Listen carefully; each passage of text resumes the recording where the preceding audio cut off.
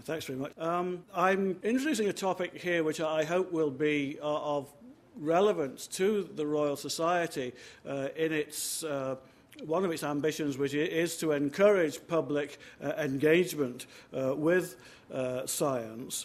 And I'm particularly concerned about tensions that can be found within the relationship between the scientific community and the general public. And I think we're all very much aware nowadays of the need to take a very sophisticated approach to the way in which the scientific community engages with the public. And the tension I want to explore is between what I will call a top-down model of the popularization of science, which used to be favored by some scientists, and I think that that's changing now, in which one assumes that the science is done by the professional scientific community, and then the results of that research are disseminated in a rather simplified form to a public which is waiting out there passively to receive information about something which it is presumed that they should be interested, because science will impinge on their lives in many ways. And the scientists liked this approach, or used to do, because they felt they were in control of what was transmitted to the public, and there was no feedback implied from the public. Against this, there is a very different model of popular science, which sees the interaction between scientists and technical people and the general public in a much more interactive way, which the public are not passive recipients. They have interests and concerns about science, and the way in which science is presented to them has to interact with those concerns, and this will be mediated very much by the media, which are used as the means of transmitting. And the scientists can sometimes feel a bit uncomfortable with this, or used to do, because they felt that they were not in control of the process, and because they feared that if the popularization was taken over by media people, whether they be writers or TV presenters or whatever, there would be trivialization and sensationalization, and it really wouldn't be a good thing for the scientific community. So there are two models here of how popular science might work. Now, I think we've now recognized the top-down model is not usually very successful. You do need to engage the public far more actively, and I think the Royal Society and many other organizations now are taking a much more sophisticated approach to how they interact with the public. But the tension is still there. The top-down model tends to be popular with scientists because they feel they want to be in control. That model didn't work, and historians have shown this for periods before the emergence of a professional scientific community in the modern sense. If you go back to the mid-19th century or any period before that, there wasn't a professional scientific community. And the interaction between science and society was much more interactive and reciprocal. And it's only with the emergence of a professional scientific community, as we know it today, that this tension can emerge. And the question really is, can the two approaches be merged together? Can scientists participate in a more interactive way of dealing with popularization? And what I want to do is to illustrate these tensions through the study of popular science in the early 20th century, which is the period when, for the first time, there was a professional scientific community in the modern sense of the term. And I've called it science, popular science in the age of radio, because radio was, of course, a new technology in the early 20th century. a technology that very much depended upon developments in science, and which had great potential for changing the way in which scientists and experts could interact with the public. But the focus on radio helps me to illustrate the tension between the two approaches to popular science that I want to work with today. And here we see the first way in which I want to bring out the theme of science in the age of radio. That is, of course, that radio offered a new means of communication. In the early 20th century, the press, the mass market press, was already being transformed by the new newspapers that were selling in huge quantities and were extremely sensationalized. But the radio potentially offered a new way of communicating to ordinary people. The BBC was founded as a company in 1922, changed to a corporation in 1927, and by the outbreak of World War II, virtually every household in the country either had or had access to a radio. Now, how was this medium going to be used for the popularization of science? And here we see this is the cover of the British Library CD of BBC recordings of talks given by H.G. Wells in the 1930s. Some of his talks are about science, and many other eminent scientists did give such talks on the radio. And the trouble with this is, as you can see there's Wells in full evening dress, as of course one had to be at the time, because Lord Reith, the director of the BBC, was very much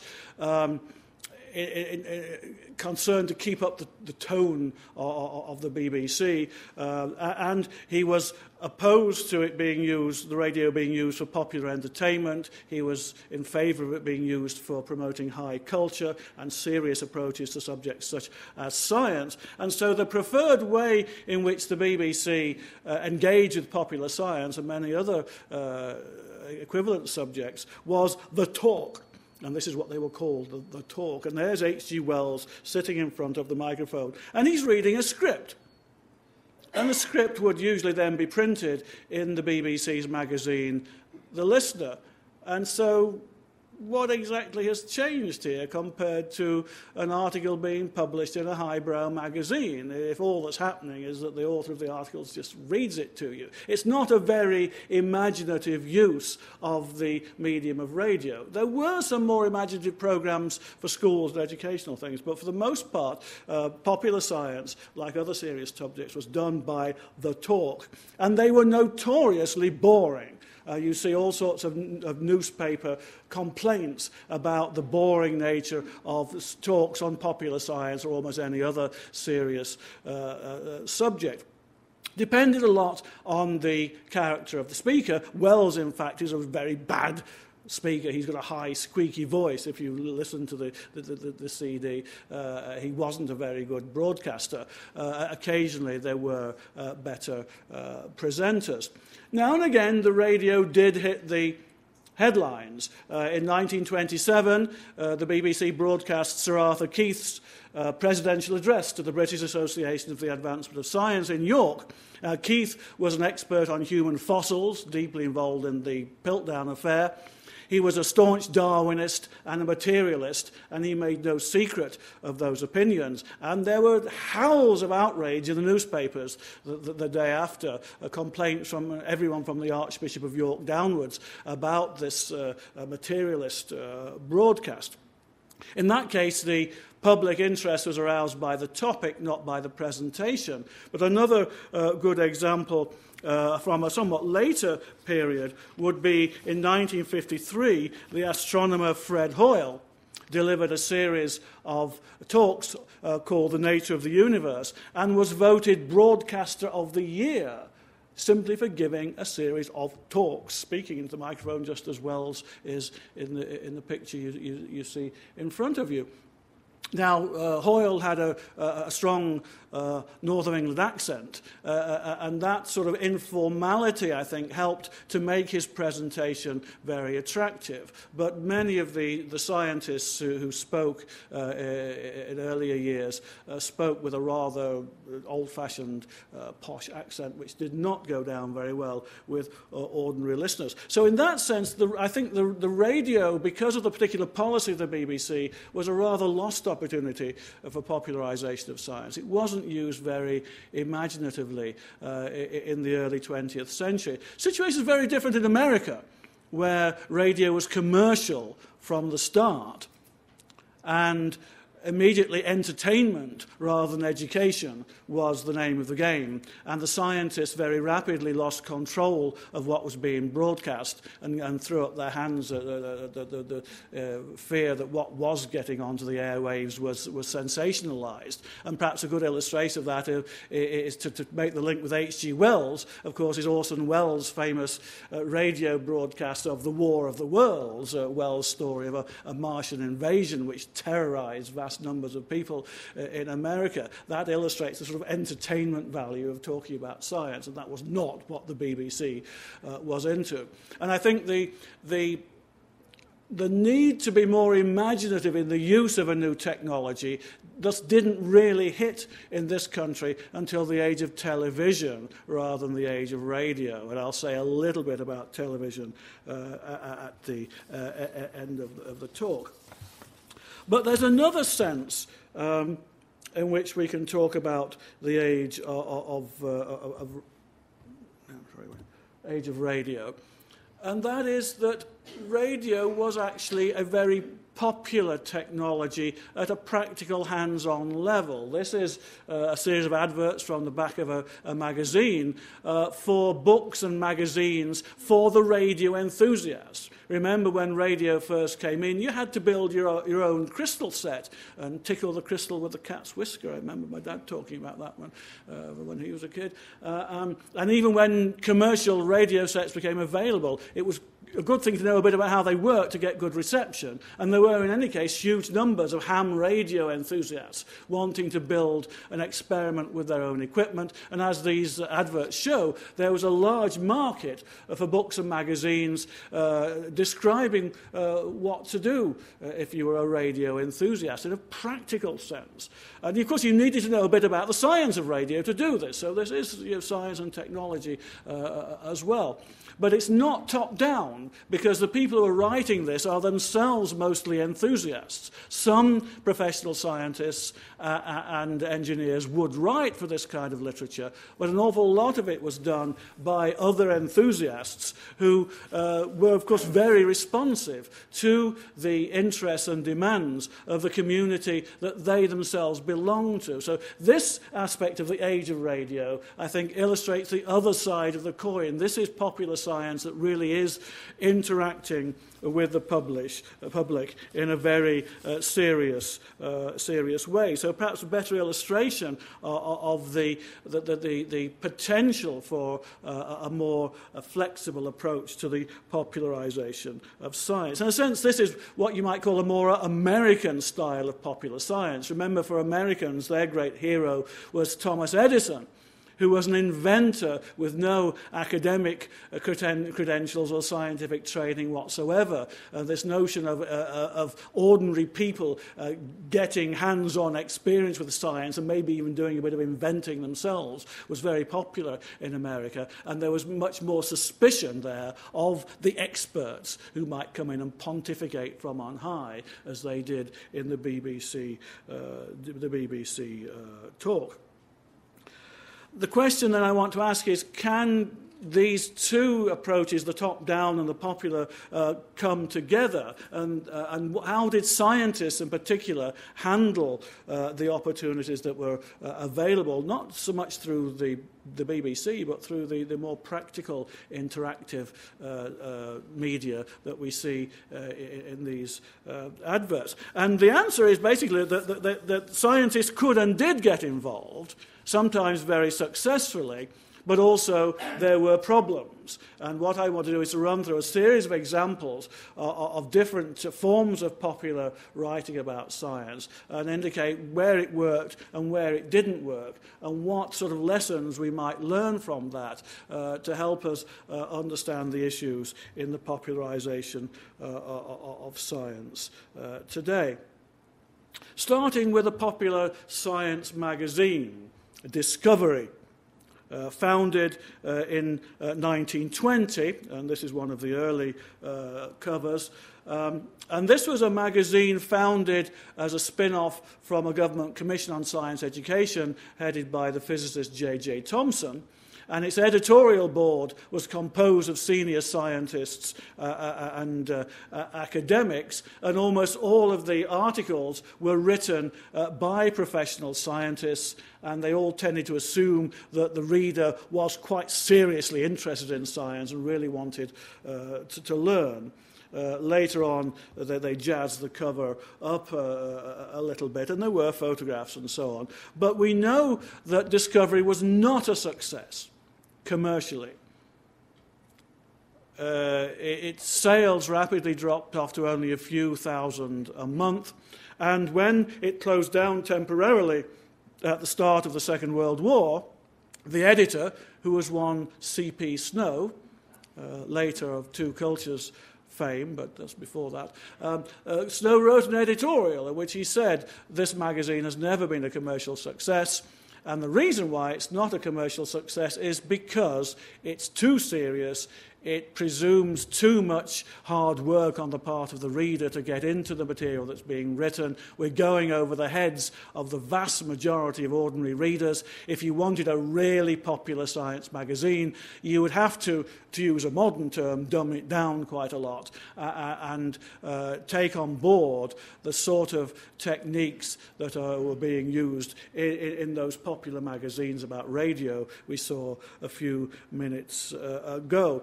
So here's an example where the top-down approach was tried, and the magazine kept going, but at a loss. The publisher thought it was a sort of public duty to keep it going, but it clearly was not reaching a very large public. So here scientists were not getting on very well, but every now and again scientists could really hit the headlines. And Sir James Jeans did that with this book, The Mysterious Universe, published in 1930. And CUP, who published the book, threw a lot of money at this. They ensured there were full-page spreads in the newspapers announcing it and commenting on it when it first came out. There were adverts on the London Underground, and the book sold over 100,000 copies. It was a real bestseller. This was Jeans commenting on the new cosmology and the new physics with some rather idiosyncratic animadversions on the religious and philosophical implications of where all this was going. So clearly, Jeans knew how to write at that level, and with a publisher who was prepared to pull out the stops for the advertising, you could really reach out to a broader audience. And Jeans was, of course, at the time engaged in a friendly rivalry with Sir Arthur Eddington, who was also writing popular books on the new physics. And I think Eddington's books have survived rather better and are still read with appreciation, where Jeans have been rather forgotten. This book is an example of a slightly different format. The Picture Book of Evolution, originally written at the start of the century by a popular writer named Gerald Hurd, but then updated. This is a later edition, and updated by real scientists. And this edition actually had an introduction by Sir Arthur Keith, the fossil expert that I mentioned a few minutes ago. And here we see evolution now almost taken for granted. It's no longer controversial, and the prospect of moving onwards and upwards into a wonderful new technological universe with the most bizarre tri-winged flying boat sort of thing there. Some very strange ideas of what the future technology would lead, but the message is that evolution and progress go hand in hand, a good 19th century message updated. And this was clearly very popular, but never at quite the level of the genes book. So scientists could get involved and sometimes could be quite successful. One area where scientists were very successful was in writing what I call self-education books.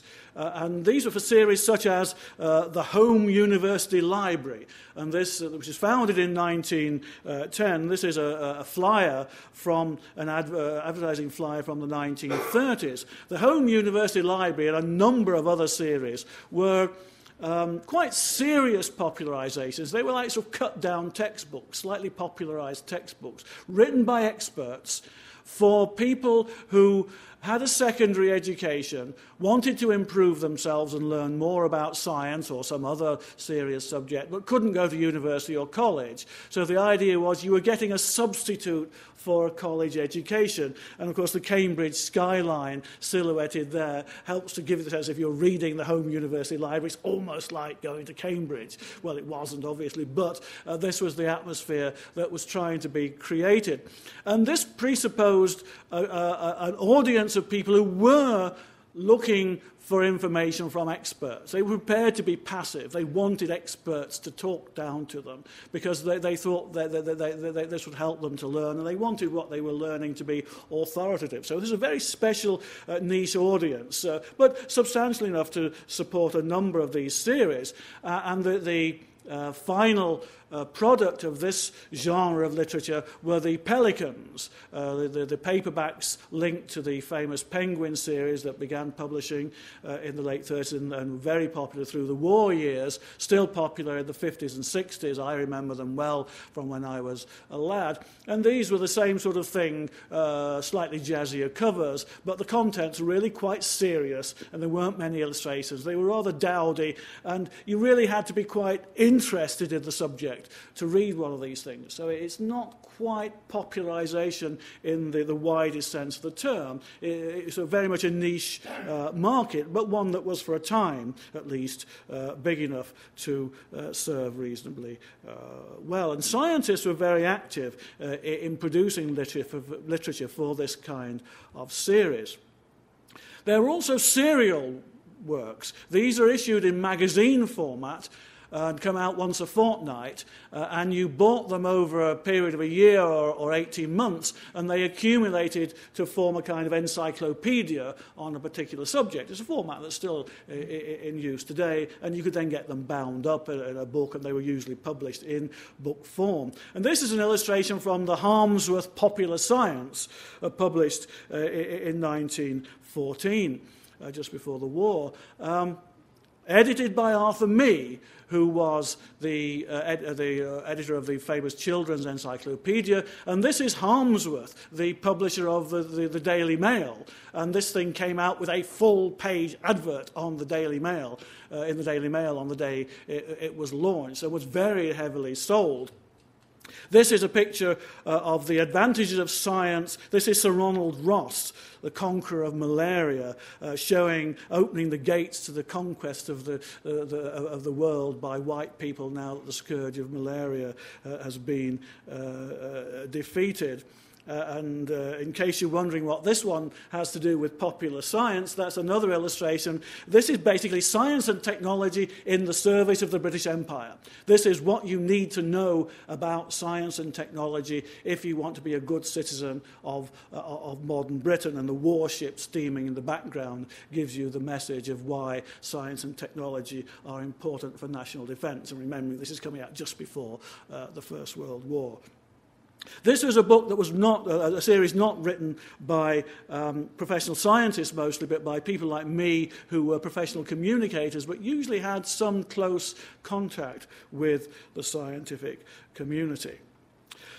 Parallel to this were books that are commonly known nowadays as reward books, because they were books that you'd buy as prizes for schools and Sunday schools, or perhaps to give boys or girls, usually boys for the popular science, at Christmas or at birthdays. Quite well-produced books. This is the cover of one, The Wonders of Modern Chemistry, by John Phillips. James Phillips. And this was a book written by a professional scientist. Phillips was a lecturer in chemistry at Imperial College. So here we have a professional scientist engaging with writing for boys. And I suspect the fathers read these books as well, because, again, they're fairly serious, but rather better presented than the home university kind of thing. Another one, The Wonders of Modern Invention, by a character named Archibald Williams. And Williams wasn't a professional scientist or engineer. He was a professional writer or semi-professional, but again clearly had close contacts with the scientific and engineering community and was very much presenting the sort of story that the professionals wanted to present, that science and technology are good for us, and everyone should support the scientific community in this sense. There were also popular magazines, and this is Conquest, which came out first in 1919, just before Discovery. And unlike Discovery, this was not a top-down magazine. This was a commercial magazine that needed to attract the public in reasonably large numbers if it was to succeed. It was, in fact, published by the Wireless Press, which issued many of the popular wireless magazines and books.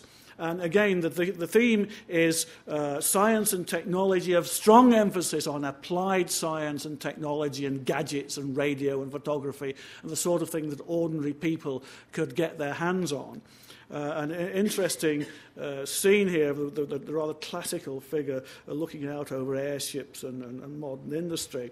And then a later issue, and the boy in the sort of classical robes, but listening to the radio on a pair of earphones, and quite why the classical theme is mixed with the science and technology, I'm not quite sure, but there's something interesting, I think, going on there. Conquest is an example of a magazine which is trying to reach the general public and is engaging with all of those areas of popular science that ordinary people wanted to feel in control of. But it was a magazine that tried to balance presentations by professional scientists and those by enthusiasts and science writers. And the magazine openly appealed for professional scientists and researchers to send them articles for publication. And I've done a more serious study of these magazines since I wrote my book, and I found that there were huge numbers of people sending in articles, often only one or two articles in the whole career, and clearly just writing on one topic that they were enthusiastic about and felt confident enough to write on. So this was something where experts and professionals could try their hand at a bit of popular writing, but also there was plenty being written by the enthusiasts. Conquest was not, in fact, a tremendously great commercial success and went out of business after 6 years, and was replaced in 1929 by Armchair Science. And this is a really gorgeous cover, and bold and striking. And the theme of the man in his armchair reading it connected to the scientist in the laboratory. This is science for the everyday reader.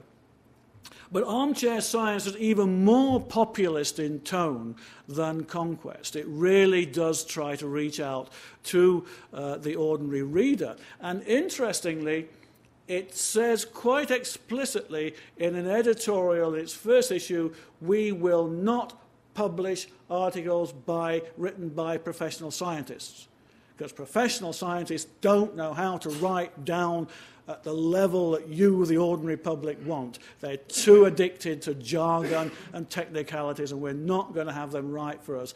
Our articles are going to be written by writers who know how to communicate.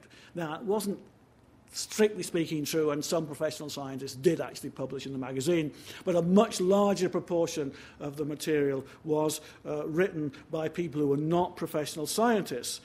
And that policy was thanks to a large extent to this character, Professor A.M. Lowe, who published this series on my travels in every single issue of Armchair Science. The next few slides I'm indebted to Katie Price, who's sitting here at the front. I borrowed them from one of her PowerPoints.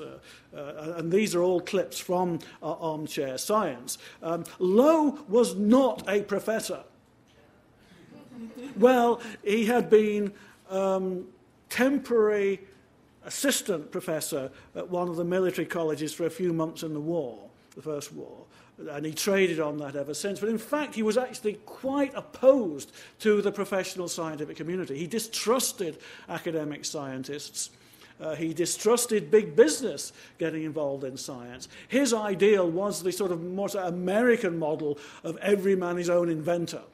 Lowe was an inventor, and in fact was the president of the Institute of Patentees for some considerable time, has a number of patents, particularly to do with sound communication to his name. He's also a successful popular writer. Lots of books, including science fiction books, to his name. He was suspicious of professional scientists, and professional scientists were suspicious of him, because he's singing from a very different hymn sheet to the professionals. He wants to promote science and technology, but for him, the people who should be doing that are ordinary people, guys in their basements or garden sheds tinkering with things and coming up with inventions. And that's his model for science. And you can see how that's not a model that the professional scientific community is going to sympathize with, because they want lots of money for their big machines and the big science that's increasingly coming in. So in that sense, Lowe is a bit reactionary as far as the scientists are concerned, but very much more in tune with the attitudes of ordinary people. Now, Lowe was very keen to promote what science and technology could do for ordinary people. He anticipated the invention of the mobile telephone. And he also realized what a nuisance they'd be on trains. Now, that's not bad for the 1930s. To predict an invention and then predict what the unintended downside of it might be, because he was an expert on noise pollution, so that's why he could think about that. If you wanted to complain about your neighbour's motorbike making noise, Lowe was the guy you got in to test the sound levels. And here are some of the things that come into the Armchair Science. And some of them are crazy, and some of them are quite interesting. This is an alarm clock, which also rips the bedclothes off you at the same time as the alarm clock goes off.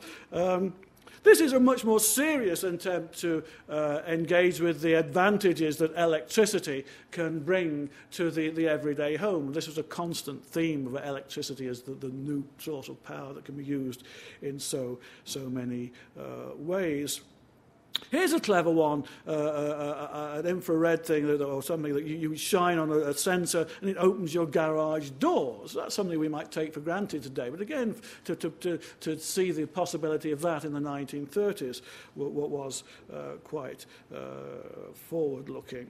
And Lowe was also very much interested in the way in which new technology would affect the role of women, and predicts that in the future, because of the way technology will alter the way things are done in the house, that women may have rather more power.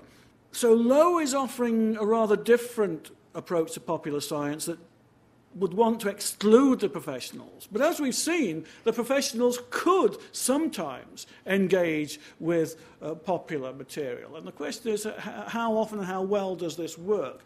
And I'm going to conclude with a few examples of serial works where we do see professional scientists engaging with popular writers and the mass media in a fairly successful way. These, again, are serial works, the sort of things which are issued in magazine format once a fortnight, accumulating to form a book. In this case, The Science of Life by H.G. Wells, Julian Huxley, and Wells's son, Gyp. you can still buy these copies of the book in second-hand bookshops. It was widely reprinted in book format, but the original format is a magazine serial format, and this is the front cover of one of those magazines, and my thanks to Peter Brox, who has a complete collection of these, and I drool every time I think about them because they're not very easy to find. The book's easy to find, but the serial is not. What you have here is a collaboration between the young Julian Huxley, who you see on the right there, Julian Huxley, the son of Thomas Henry Huxley, Darwin's bulldog, an up-and-coming a biologist with ambitions to be a good science communicator as well as a good scientist. H.G. Wells on the left there, and Gyp, the son, in the middle. This is taken, I think, in Wells's home. He had a house in the south of France. And this is where they're planning the writing of this book. So you've got a collaboration here between a famous writer, a popular writer, a scientist, and a mass-market publisher. So this is just the sort of thing that you want to get that involvement of the professional scientists at a level which is going to get out there and reach hundreds of thousands of ordinary readers. So this is something that shows how a scientist could get involved. It also shows the dangers of going too far, because Julian Huxley gave up his chair at King's College London to write this book because the advance that Wells negotiated was enough that he could pay Huxley several times his annual salary just to stop being an academic for several years. And Huxley subsequently became secretary of the Zoological Society. And I'm not sure whether I should say it in these hallowed walls, but we do know that Huxley was blocked from getting his FRS for several years because some scientists thought he was going a bit too far down the route of popularization. Scientists, I think, welcomed people who took a bit of time off to get involved in serious popularization. They didn't like it if you gave up your research and went over completely to that. So there was a balance there within the scientific community. They tolerated some popularization, but don't go too far. And Huxley sort of did go a little bit too far in this case. So there were dangers there, but it also illustrates the potential for a working scientist to get involved with really popular publication. Another similar series for the natural history enthusiasts, Animals of All Country, done by Hutchinson's at the same time period. That one is 1929-1930. This is the same period. This is a series of articles written again by a mixture of expert amateur naturalists and trained zoologists working mostly at the Natural History Museum. So again, a collaboration between the professional scientists and the serious amateurs. The same for another series, another very popular area, astronomy. Lots of people built their own astronomical telescopes, and this series combined material written by professional astronomers with material written for the enthusiast by other amateur enthusiasts. So these serial works do show how I think the way forward, the way in which scientists could engage seriously with a more popular level of interaction than the self-education books. And if I can just end very briefly by pointing the way forward, what happened after the Second World War into the 50s and 60s? We do see serious changes here in the way in which the scientific community interacts with the public. The audience for self-education books begins to diminish. More people were going to university. I'm a typical example of that, the first member of my family to go to university in the very early 60s. We didn't want self-education books, we wanted real textbooks. and the Pelicans, which were the last hurrah of the self-education series, still successful but declining rapidly in the 1970s. They were just a little bit too serious and too poorly illustrated and too small print to attract a large number of readers anymore. The market's changing, and also people's response to popularization is changing, and this is the age of television, and I promise I come back to that. And television alters things in the ways that the radio didn't, thanks to the BBC's policy in the 1920s and 30s. Because with television, the notion that they talk, well, they could and did do talks, but it's a bit pointless with television. You need to get some pictures in and some action, and that means the media people have got to be much more actively involved. And increasingly, scientists, I think, felt that the media were taking over and were worried about trivialization and sensationalization, and were worried that they were being marginalized in the presentation of this material.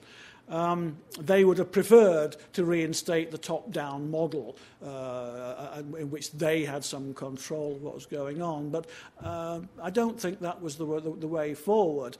And I think nowadays we're seeing the flowering of a better interaction between a number of working professional scientists who are also deeply engaged with the media in making a television series and so on in a way that's making use of the media people's experience how to reach out to the general public. So we're getting the sort of synthesis that I think is needed, which I think the Royal Society hopes to encourage as much as possible. So the message from my historical examples, I think, is follow the lead of H.G. Wells and Julian Huxley. Scientists and the media need to collaborate. So the scientists have an input, but they have an input in a way that takes note of the media's understanding of how to interact with ordinary people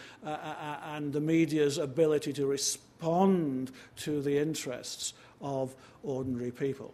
Thanks very much.